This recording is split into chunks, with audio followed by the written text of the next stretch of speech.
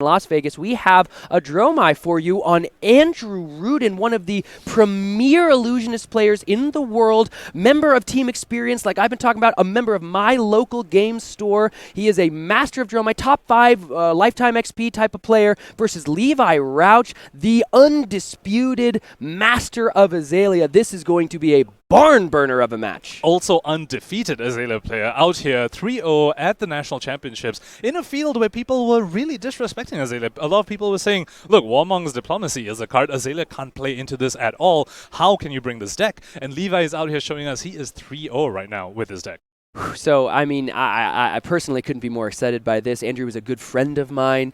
Andrew is an incredible Dromai player coming out here, getting to start the game off, make a couple Ashwings. Those are tough for Azalea to deal with.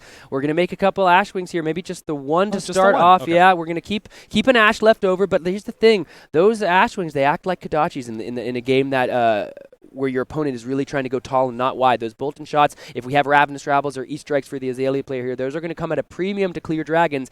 We talk about decks that want to avoid Dromai. Azalea is one of those decks. You got to run hot. You got to hit the dominate, hit your red in the ledgers. This is going to be very exciting to see how Levi is going to try to string together a win into what is clearly a matchup these Azalea decks are trying to avoid. Andrew Rudin, master of the Dromai deck. Levi, master of the Azalea deck. I'm stoked. Azalea wants to avoid Dromai for sure, but if there is any player out here who can carry it home on Azalea against Dromai, it is Levi Rauch. Yeah. And on cue, we do see a Ravenous Rabble coming out, going to come in with the go again, take care of that Ashwing. So, you know, not much has happened yet beyond the Ash being generated, and we are just going to go ahead and Arsenal pass after that Death Dealer activation. So clearly not a great hand there for Levi, just going to be content to Arsenal after the Tunic. So Andrew, you know, unperturbed on his turn, going to be able to go ahead and maybe develop some dragons. Looks like we're going to pitch the Asvalai into what looks to be a sweeping blow. This is going to go ahead and make a second Ash, so this is now going up to 3 Ash on the turn. So we are looking, if we're seeing sweep and blow, especially if it's only for 1, if it looks like a blue, I can't quite tell. We can see when the damage is represented. Looks like it is the red, so he's going to be going down to 37, but Sweeping Blow does represent most likely bigger dragons than Redline. And very critically, Sweeping Blow represents a bunch of Ash being created, which means the next Rake the Embers Andrew does, if he manages to play one, is going to create more than just one Ash Ring, because Ash Rings in this matchup is the way you win the game, and we see that with his Uvia as well. It's going to be a real thorn on Levi's side, because as you talked about, Levi wants to go tall, not wide. These Ash Rings are going to continue chipping at his life like little Kodachis that he's going to need to spend entire cards to deal with. Like we saw the Ravenous Rabble is not a spot he wants to be in, and so Andrew definitely needs the Ash to start this Ashwing train, and that is how he's going to win the game. And beyond Aether Ashwing generators like Rake the Embers, Uvia is a dragon that is she's the mother, she's the machine, she's the factory, she's churning them out at the start of the action phase or when she is created. Now, because both of those cards are sitting there, Levi's going to have to find a way to deal with them, especially because Andrew did not attack with the Uvia, didn't want to present it into any kind of a popper, just wanted to hold it back because of how important those Aether Ashwings are. It's only 1 point of damage. We're going to keep the Uvia back, make sure we have to make Levi use a card to deal with it on his turn rather than just on defense as a popper, Phantasm trigger. We're just going to move on from there. So we're revealing a Lace with Inertia for Levi here. This is probably still resolving the opt effect off of the Skullbone Crosswrap. Going to look at that top card. You can see it represented there at the bottom part of your screen. Levi deciding, does he want to leave that on top? What kind of Azalea shenanigans are going to happen with that top card? Or potentially Death Dealer draw if we play the Lace, which is going to be what happens next. That is going to be a Lace with Inertia played from the arsenal. We're going to activate the Death Dealer here, which means we're drawing the card that we opted, and this Bolton shot with Go again is a perfect way to clear a dragon like Uvia. Absolutely, and going back to not attacking with the Uvia, not only does it force Levi to send cards at it, he needs to send more than 1 card at it, because remember, this is actually 2 cards. This is the Lace plus the Bolton shot, whereas had Andrew sent Uvia into potentially a pauper, that's when Levi can trade 1 card into the Uvia, which is a much better trade for Levi. But Andrew, very, very disciplined, saying, you know what, Ash Rings is the way I win this game, and so I'm not risking this Uvia at all. And if you want to clear it, you're going to need to send 2 cards at it instead of just, one popping it. So 2 Lace with Inertias looks like have been attached, have been like sloughed on to this Bolton shot here. This Bolton shot coming in for 10 and representing, not only does it have go again, representing the reload. And after the Death Dealer activation, that's pretty much going to be the only way we're going to get something into the arsenal beyond something like a Codex, which we still could absolutely see here. But Andrew, looks like this is going straight at Dromai's face here. This is giving Andrew the opportunity to block with cards if he so desires. So let's see how Andrew wants to do this. You have to imagine, keeping your life total high as Dromai is a really important part of this matchup. You're able to develop the dragons. The dragons are how you win the game, but huge dominated effects are exactly how Levi is going to be able to find a way towards victory. So when you have the potential to block, we'll see if Andrew Rudin decides to do so. The answer, in this case, is no. We're taking 10 and going to 30. And taking, double inertia. Not that it really matters. But I think taking, 9 because of the Wave of Reality is going to pop, preventing that first damage and creating a Spectral Shield. Yep, and I think this play really tells us a lot about how Levi wants to approach this matchup. I think he's recognizing he doesn't want to waste cards on dragons like Uvia, because a playline that was open to him was you just play 1 Lace and you send a Bolton shot at Uvia, and because Andrew can't block that, you guarantee get the reload trigger, and then he could send another arrow buff to the Lace at face. But it looks like he's saying, you know what, I'm just going to send this massive Bolton shot at you, and I don't really care about his reload because I have a CNC, I'm just going to send that at the Uvia instead. Critically, that CNC, we don't know if it was drawn off the Death Dealer or not, but if it was in the hand, that was the popper with Uvia's name on it that Andrew was able to sniff out and not send the dragon in. The CNC still found her in the end, but we have a second Uvia, 2 reds being played. Ooh. We took 10 damage to develop this because clearly Andrew is aware of how important the dragon and the Ashwings that she generates are in this matchup. With the 2 inertias, though, we're going to have to play out the rest of our hand here, so we're going to see how Andrew wants to continue the turn. Levi's definitely not happy with this. In the first 3 turns of the Dromai's game, they have resolved a Rake the Embers and 2 Uvias. This is maybe not exactly the worst case, but pretty bad. Pretty bad start for Levi. Let's see how he crawls his way out of this. Now 2 cards left for Andrew Rudin here, 1 in the arsenal, 1 in the hand. So if there is a popper here, we'd have to find a way to utilize those cards, save for the inertia. But the 1 damage is going to come across. Levi heading down from 36 to 34, taking both of those Aether Ashwing attacks. How do we want to continue the turn? It's going to be a dust up for 4. This is going to represent another Aether Ashwing on hit. We're going to once again just keep the Uvia back. We still have that Spectral Shield, which could absolutely be relevant on a deck like Azalea. And it looks like that final card in the arsenal, unless it's something like a Sigil of Solace that can be played at instant speed, is going to be donated to the inertia effect. I believe the Arsenal card is actually an Oasis Respite. That was Arsenal turn 0 from Andrew. Yeah, so he's going to lose that, and obviously Levi doesn't know this, but definitely he's going to be happy about that. And Oasis is gone. One of the few ways that Dromai can actually get around the Dominate. The Dominate effect that Azalea is probably going to be able to do. Yeah, so not wanting to... So the choice there really for Andrew then, right, was to spend the dust up on that Oasis Respite, knowing you were going to lose it to the inertia if you let it hit. But it looks like instead of kind of preventing the 4 damage, utilizing those 2 cards, he's content to lose the Oasis. And by lose, just go to the bottom of the deck and present not only 4 damage, but again, another Aether Ashwing. And that's clearly Andrew Rudin aware that that is a huge key to the game plan. Not wanting to block any of that 4 damage with the Oasis Respite, using that card to pitch, content to play it on his own turn and send the Oasis Respite to the bottom of the deck. Absolutely, and now Andrew with 3 Ashwings on the board and 1 Spectral Shield, and still an Uvia to threaten even more Ashwings. So Levi not exactly too happy about this. Let's see whether he maybe attempts to pivot and just says, you know what, I can't deal with the board anymore, I'm just going to keep going face. Because remember, Azalea does have access to Rend the Ledges, so you might have 3 Ashwings, you might have a very, very wide board, but if a dominated Rend the Ledger hits you, you can only attack with 1 of them. So especially with something like a Codex, which lets you recur these threats back into your arsenal and send it again, we might see Levi opt for that sort of game plan. He's saying, you know what, I'm done dealing with your board, I'm just going to go face, and if my disruption lines up, your big board means nothing to me. Yeah, and Andrew took 10 last time Levi went face, so Levi might say, hey, this dude might be willing to take a couple punches, but we're just going to start the turn off with the Skullbone Cross Wrap. We're going to go ahead and finish resolving this opt here. Once again, you can see the card at the bottom of your screen there that Levi is considering.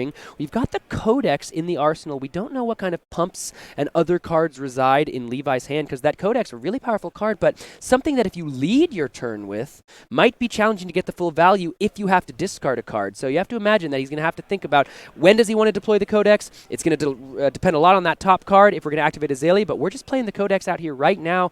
Not only does it get an attack action for Levi, we're going to get an attack action from Andrew back in the graveyard, but it's also going to represent that discard effect, which could be big on a turn like this. And this goes back to the inertia token that Levi managed to give Andrew on the earlier turn. The inertia token emptied that arsenal, which means that Andrew is now forced to discard to this Codex, because Codex is not a May effect for your opponent. You have to take an attack. If an attack exists in your graveyard, you have to take one of them, put in your arsenal, and discard a card. Yeah, absolutely, and it looks like he's going to go ahead and just grab the sweeping blow. So we're looking to generate Ash. It's okay that the other choice there that he was thinking about was that Dust Up, but we're going to discard the Dominia. That requires a whole lot of pitch to get going. We're going to discard the Dominia and grab that sweeping blow. It looks like Levi grabbed a Bolton shot. Now the Bracers of Belief going to go ahead and give the next attack basically a Ravenous Rabble effect, buff it up, so it's going to have the go again and going to be able to clear that second Uvia, which is going to go to the graveyard. Still 3 Ashwings to deal with. The reload effect going to be relevant here because we want to continue the turn. Absolutely. Now, he still does have Death Dealer up, so the reload, we don't know how critical it's going to be yet. Let's see if he has another go again thing here. I mean, he could still snap this and then Death Dealer and another arrow, in which case the reload definitely would have been is relevant for this turn.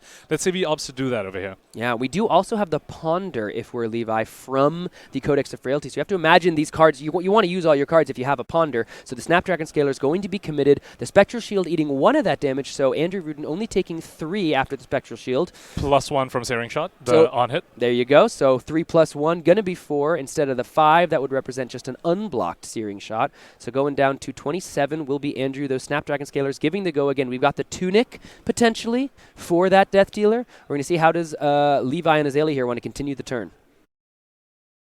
3 cards left in Andrew Rudin's hand. We're going to go ahead and pitch Aspire Sniping into the Death Dealer. We've got a Remorseless headed to the arsenal. We're not even looking at what that card is, maybe because we saw it off the top with the Bracers of Belief. I think it was a Bolton shot. So this is just going to be the Remorseless coming in for 5 more damage, but then every action card played on Andrew's next turn is going to buy another point of life. So 5, but potentially more. Definitely. Now, critically, Remorseless does say action cards, so Andrew is able to swing out with these Ash Rings and not take damage from Remorseless effect, because those are simply just attacks, then they aren't attack action cards on their own. Yeah. So Andrew's still somewhat insulated from the Remorseless effect. What he really doesn't want to see is something like a Red in the Ledger, which we haven't seen yet this entire game. That's another very critical piece that Levi has in his arsenal. So in Arsenal being... not the actual arsenal. The figurative arsenal. The figurative arsenal, The arsenal of the toolbox. Yeah, the toolbox, exactly. So we've got a Flamescale Furnace and a Chromai being committed to the block here. So 2 cards being kept for Andrew Rudin. I think one of them is a Sigil of Solace. We've got 1 defense. Now, the armor block really critical into a deck like Azalea. You need to have ways to prevent damage when those big dominated threats are coming in. But Andrew, on a turn like this, wanting to keep both of those cards in his hand, if it is another Rake the Embers, which it very well might be, then that's a big reason why. We're going to start things off for Andrew here. It is going to be pitching the Rake the Embers into the Sweeping Blow. So we're just going to go ahead and make 2 more points of Ash, going back up to 4. And this one's coming in for 2 because of the Frailty token from the Codex of Frailty. So 2 damage with go again, going up to 4 Ash, which critically is going to mean that those 3 other Ash Wings are also going to get to join the party. Definitely, and that Furnace block here now basically representing an extra point of value here because it covered up the Remorseless on-hit, and if that hadn't been used to cover up the on-hit, the Sweeping Blow would have dealt 1 damage to Andrew. So Andrew's saying, you know what, I know you have a bunch of dominate effects and it's probably good for me to save my armor for that, but look, I have an option right here to turn this 2 block on my Furnace into effectively 3 life, so I'm going to take it. Yeah. So also with all of that Ash, Andrew hopefully is going to be able to not have to worry about generating it for much of the game, and potentially is going to be able to parlay that into utilizing a Flamescale Furnace block when otherwise he might have to be worried about creating Ash with it. Maybe he's thinking to himself, I've got enough Ash, I can utilize this 1 block when I really need it, use that Sweeping Blow to make sure I'm set up for the rest of the game, when he could have had something like that Dust Up from the graveyard. But we're once again, as often with these Azalea decks, we're starting the turn off with the Skullbone Crosswrap. Going to go ahead and resolve the Opt here. It's a fun thing about playing a deck like Azalea. You don't really know exactly how your turn's going to go. You know what you have, but you don't know what you might have. And the Skullbone Crosswrap, a really good way to take a peek into the future and see what's coming next. So we're going to start off with a Seek and Destroy. Looks like we might get another pump. This might be our first Azalea activation of the game.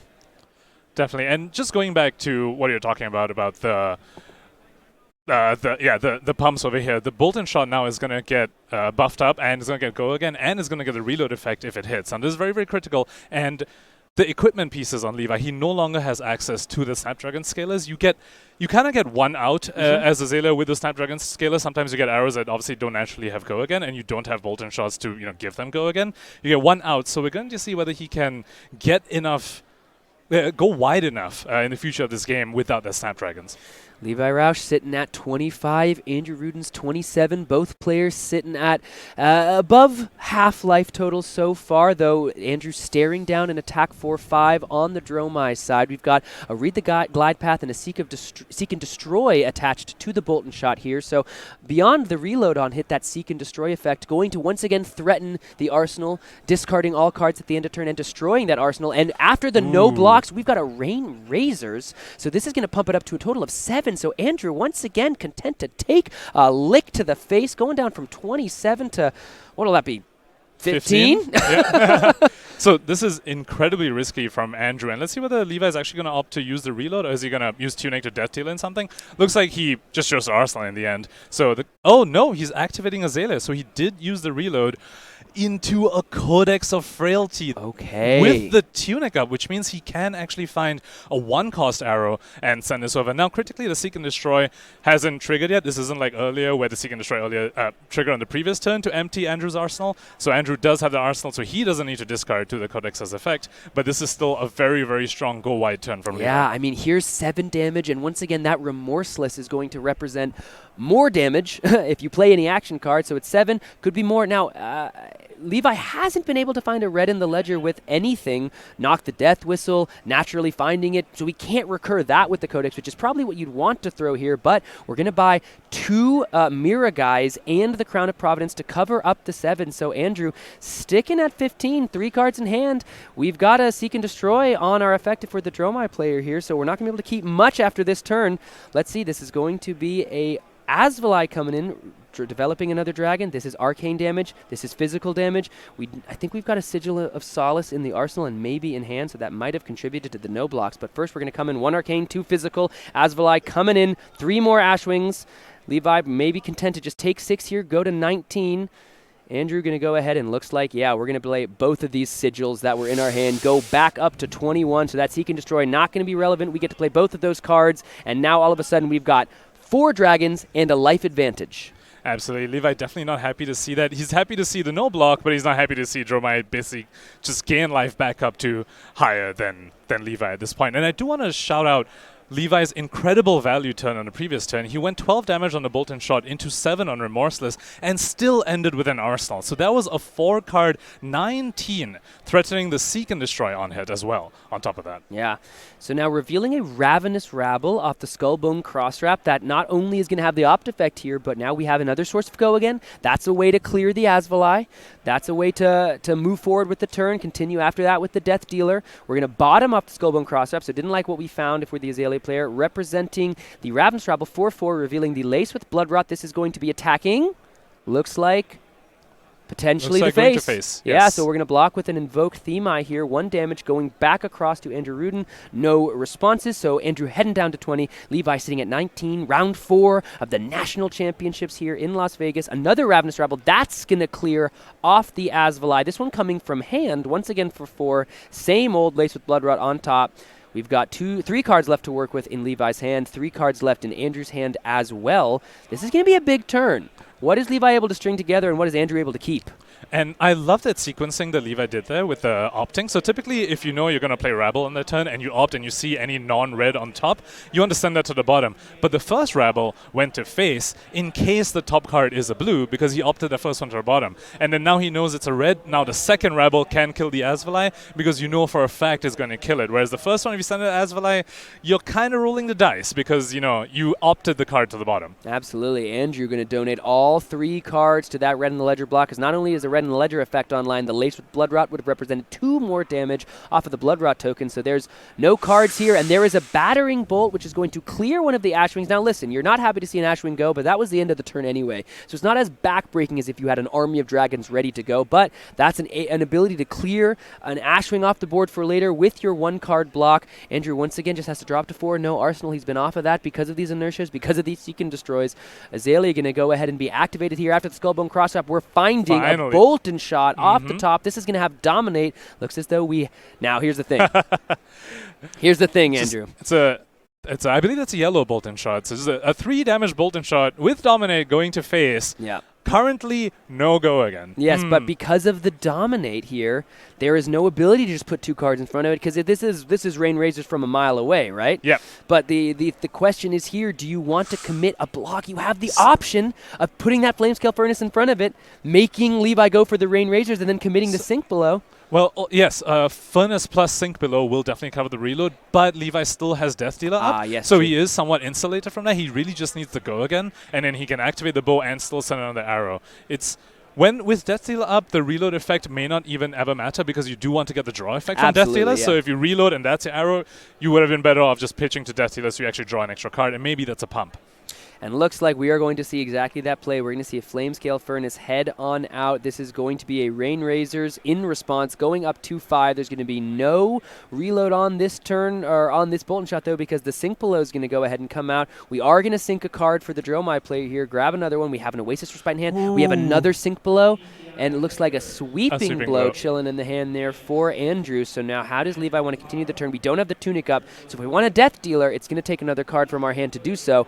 Of course, we're going to get to draw, but that just might be random off the top of the deck at this point. Or we saw it off the Skullbone. So lots of defensive pieces in Andrew's hand right now, Sink Below and Oasis, but because Oasis costs 1, the most Andrew can block this turn is actually still 8. If you play Sink Below and you pitch a Sweeping Blow for the Oasis.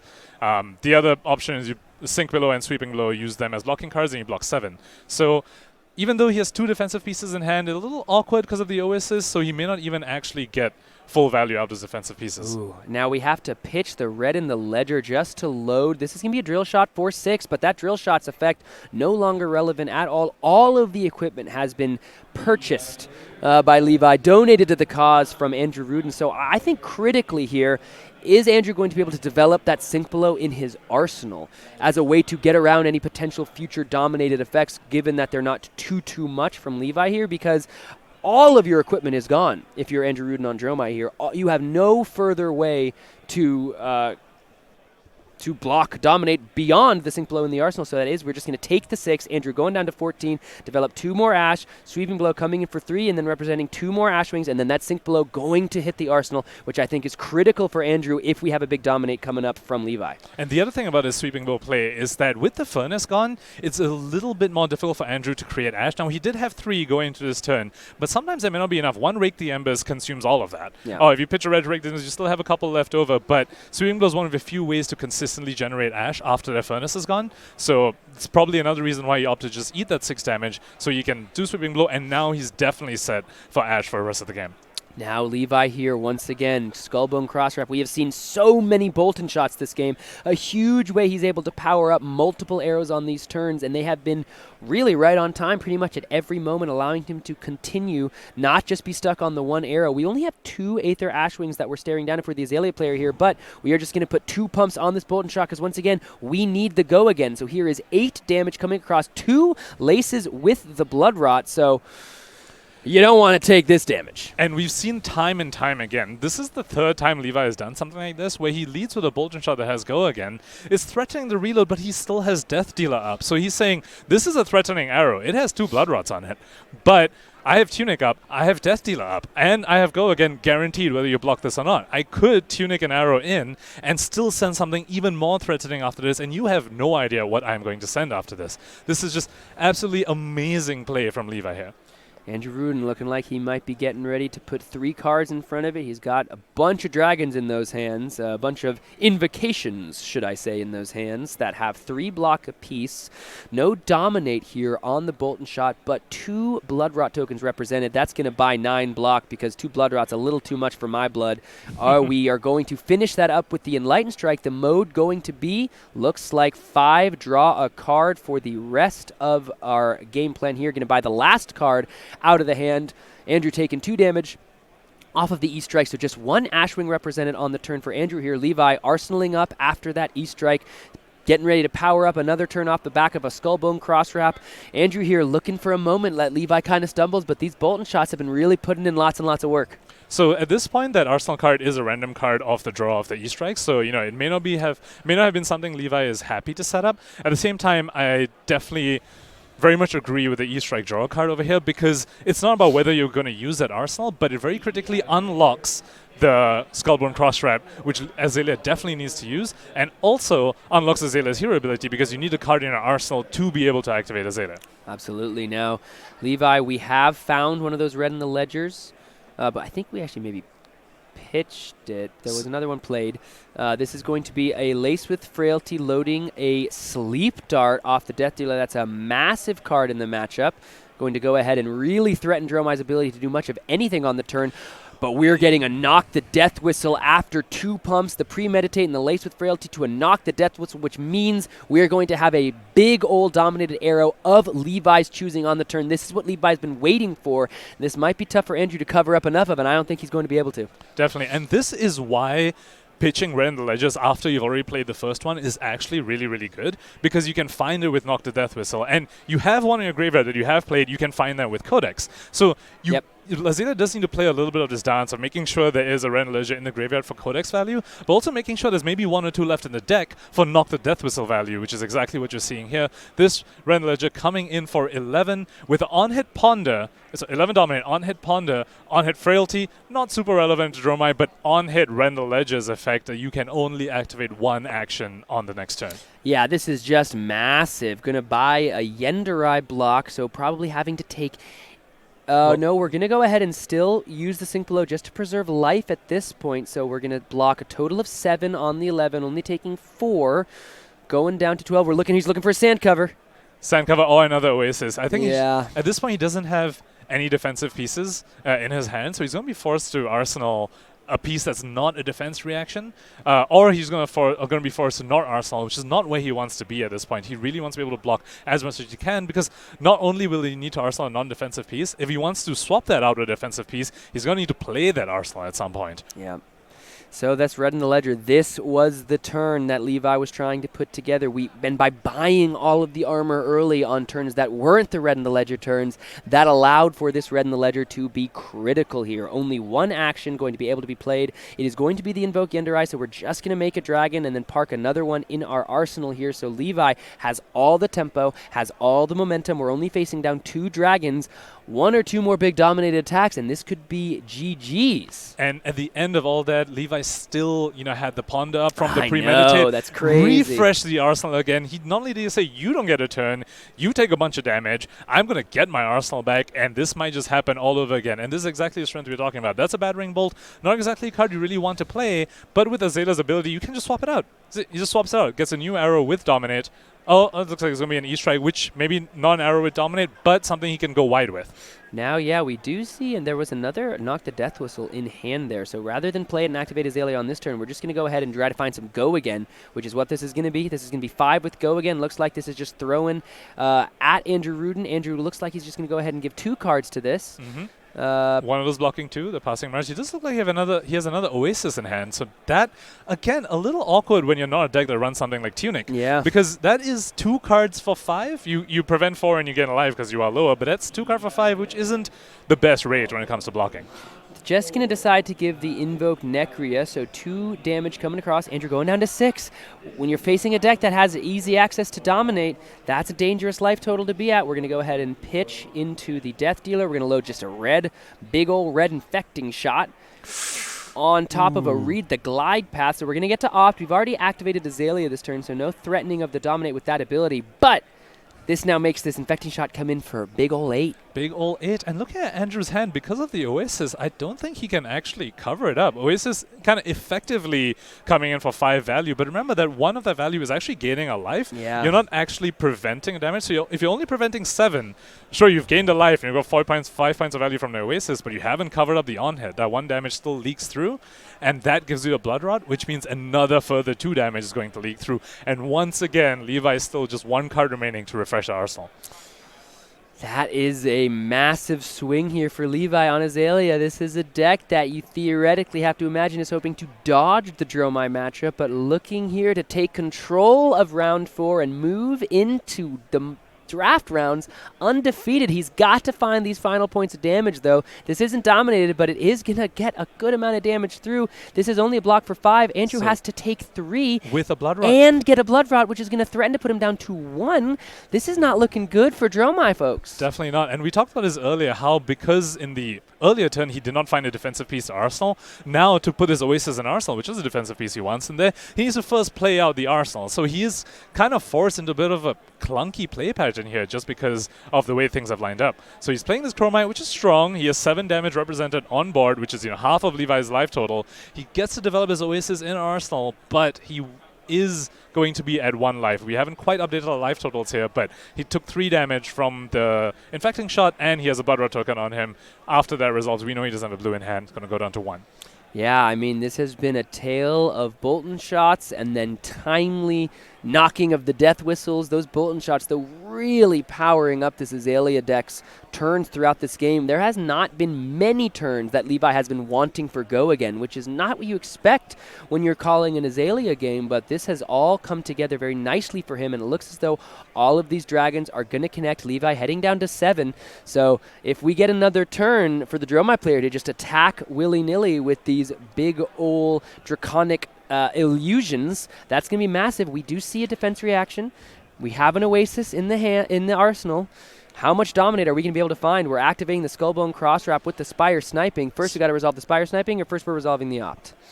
That is up to Levi to decide, but also, I mean, Spire Sniping amazing when you're trying to hunt for the final Dominator arrow. Now, with the Oasis and the Sync, Andrew is able to cover up 9 points, so Levi needs to send a 10 damage dominated arrow to guarantee the game here. Now, of course, he doesn't know this. He did take 7, so he definitely has something up his sleeve, but let's see if he's able to make it up to 10.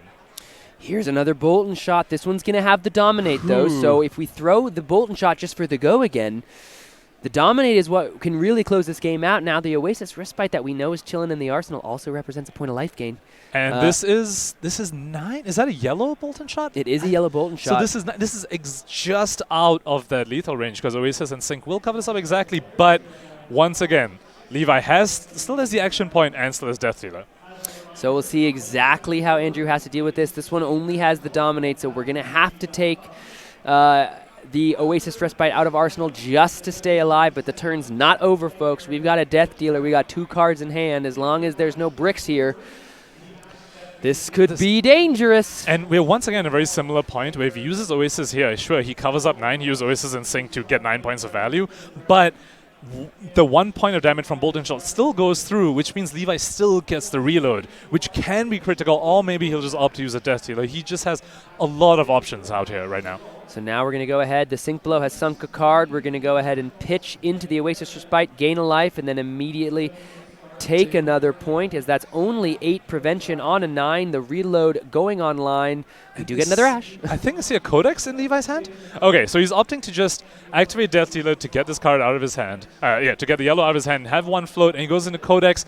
This forces a card out of Andrew's hand. He's going to be left with just 1 card remaining. He does not run down and dirty. The most he can block with that 1 card in hand is 4. So Levi just needs to find a 5 damage arrow here and be able to call this game. Yeah, critically pitching into the Death Dealer, not loading, but that does leave him with the floating resource required to send the infecting shot with only the D-React in hand here. That's going to block for exactly 4. There is 1 damage left over that's coming across. Andrew Rudin extends the fist bump, and exactly lethal has been presented. Dromai has fallen to the barrage of dominated arrows, the Ravenous Rabbles, the Easter Eggs, but most importantly, the Bolton shots really carried Azalea across the finish line here. Talk about dodging matchups. We spent that little break talking about the decks that want to avoid Dromai, talking about the big dragon Dromai. Once again, we see decks that are